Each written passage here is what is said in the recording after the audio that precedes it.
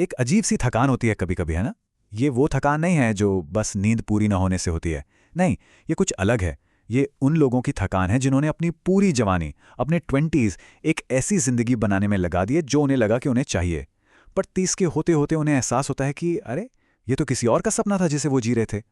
आज हम इसी क्वार्टर लाइफ क्राइसिस के पीछे की साइकोलॉजी को थोड़ा कुरेदने वाले हैं। कभी ऐसा हुआ है कि पूरी रात सोए, मतलब 8 घंटे की पूरी नींद, फिर भी सुबह उठे तो लगा जैसे सोए ही नहीं। वो ताजगी गायब और एक अजीब सी थकावट बाकी। ये बहुत कॉमन फीलिंग है और अक्सर हम सोचते हैं यार शायद कोई फिजिकल प्रॉब्लम है। पर क्या हो अगर इस थकान की जड़ हमारे शरीर में नहीं बल्कि कहीं गहरे हमारे मन में छिपी हो। और इसी बात को बिहेवियर साइंटिस्ट्स भी मानते हैं।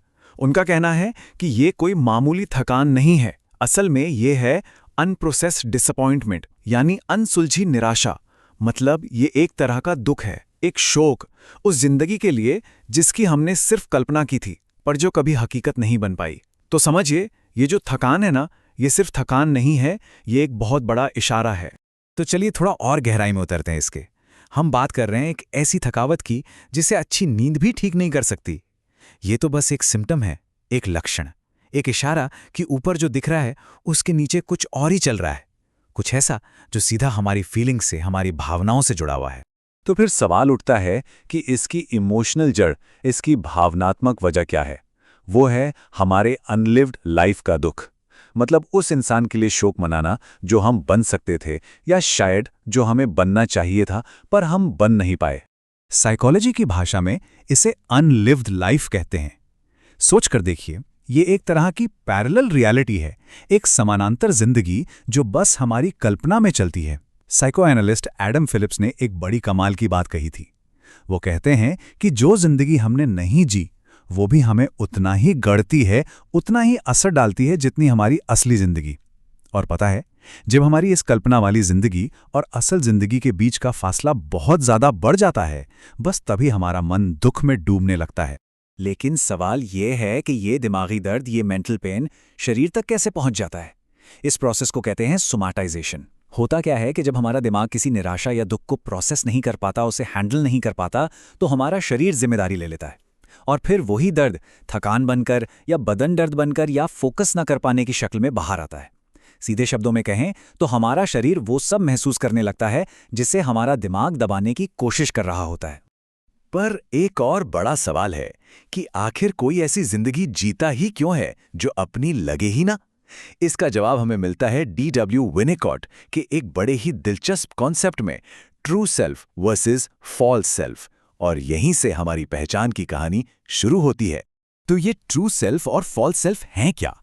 देखिए, ट्रू सेल्फ यानी हमारा सच्चा स्वरूप वो है जो हमारे असली स्पॉन्टेनियस अनुभवों से बनता है। जब हम अपने ट्रू सेल्फ में होते हैं तो हम क्रिएटिव होते हैं, जिज्ञासु होते हैं और लगता है कि हम सच में जिंदा हैं। और दूसरी तरफ है फॉल्स सेल्फ। ये एक तरह का मुखौटा है, एक डिफेंसिव फसाड जिसे हम दूसरों की उम्मीदों पर खरा उतरने के लिए बना लेते हैं। और यही हमें अंदर से खाली, नकली और बेकार महसूस कराता है। तो अब सवाल यह है कि ये फॉल्स सेल्फ या मुखौटा बनाने का ब्लूप्रिंट आता कहां से है? ये आता है बाहरी दबाव से, समाज से, परिवार की उम्मीदों से। और इसी को सोशल क्लॉक कहते हैं। ये सोशल क्लॉक क्या है? समझिए, ये एक अदृश्य घड़ी है जो समाज ने हम सब के लिए सेट कर दी है। यही घड़ी तय करती है कि किस उम्र तक पढ़ाई खत्म हो जानी चाहिए, कब तक नौकरी लग जानी चाहिए, कब शादी हो जानी चाहिए। और हम सब लगातार इसी घड़ी को देखकर खुद को दूसरों से कंपेयर करते रहते हैं कि हम टाइम पे हैं, लेट हो गए हैं या सबसे आगे हैं। ये बिल्कुल एक बनी बनाई स्क्रिप्ट की तरह है जिसे सब फॉलो करने की कोशिश करते हैं। और इस सोशल स्क्रिप्ट की चेकलिस्ट में क्या क्या है? अरे वही सब, सही उम्र तक पढ़ाई खत्म करो, टिक। एक बढ़िया नौकरी ढूंढो, टिक।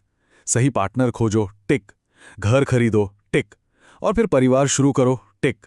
ये एक ऐसी चेकलिस्ट है जो हमें लगातार दूसरों से अपनी तुलना के जाल में फंसाए रखती है। और इस सामाजिक दबाव के ऊपर एक और लेयर आती है हमारे माता पिता की उम्मीदों की। महान साइकोलॉजिस्ट कार्ल युंग ने एक बहुत गहरी बात कही थी। उन्होंने कहा था, एक बच्चे के लिए सबसे बड़ा बोझ उसके माता पिता की अनजीती जिंदगी होती है। सोचिए इसके बारे में। कई बार हम अनजाने में ही उनके अधूरे सपनों को पूरा करने निकल पड़ते हैं, ये मानकर कि वो हमारे अपने सपने हैं। तो ठीक है, मान लिया कि किसी को एहसास हो भी गया कि वो गलत रास्ते पर है, तो फिर भी उस रास्ते को छोड़ना इतना मुश्किल क्यों हो जाता है? यहीं पर एक बड़ा साइकोलॉजिकल ट्रैप, एक मनोवैज्ञानिक जाल काम करता है, जिसे कहते हैं sunk cost trap. Sunk cost fallacy का सीधा सा मतलब है कि जब हम किसी चीज में बहुत सारा टाइम, मनी या एफर्ट लगा देते हैं, तो हम उसे सिर्फ इसलिए नहीं छोड़ते क्योंकि हमें लगता है कि हमारा सारा इन्वेस्टमेंट वेस्ट हो जाएगा, भले ही हमें दिल से पता हो कि उस रास्ते पर आगे बढ़ना अब हमारे लिए बिल्कुल सही नहीं है। करियर में तो ये बहुत ही ज्यादा होता है। सोचे, किसी ने सालों तक पढ़ाई की, लाखों रुपए खर्च किए एक खास करियर बनाने के लिए। अब उसे एहसास होता है कि यार ये काम मुझे खुशी नहीं देता, ये मेरे ट्रू सेल्फ से मेल नहीं खाता। लेकिन क्या वो रास्ता बदल पाएगा? बहुत मुश्किल है। क्यों? क्योंकि उसे लगेगा कि उसकी सारी पिछली मेहनत, सारा पैसा सब बर्बाद हो जाएगा। बस यही है संक कॉस्ट फैलेसी का जाल। और ये जो एहसास है ये कितना आम है इसका अंदाजा भी है।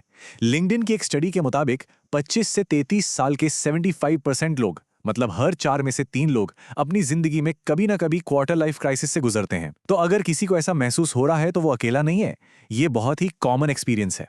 तो इस पूरी बातचीत को अगर हम समेटें तो हम कहाँ पहुँचते हैं? देखिए, हमने शुरुआत की थी थकान से, एक सिम्टम से, लेकिन अब यह साफ है कि हमें उस लक्षण से हटकर असली सवाल को देखना होगा। तो असली सवाल ये है ही नहीं कि ये थकान क्यों हो रही है, ये सवाल तो बस सरफेस लेवल है, समस्या की ऊपरी परत है। असली और ज्यादा गहरा सवाल ये है, वो क्या है जो मैं खुद को महसूस नहीं करने दे रहा हूं? वो कौन सी निराशा है? वो कौन सा दुख है? या शायद वो कौन सा गुस्सा है जिसे अब तक दबाया गया है? क्योंकि इसी सवाल के जवाब में उस गहरी थकान का राज और उससे बाहर निकलने का रास्ता दोनों छिपे हैं।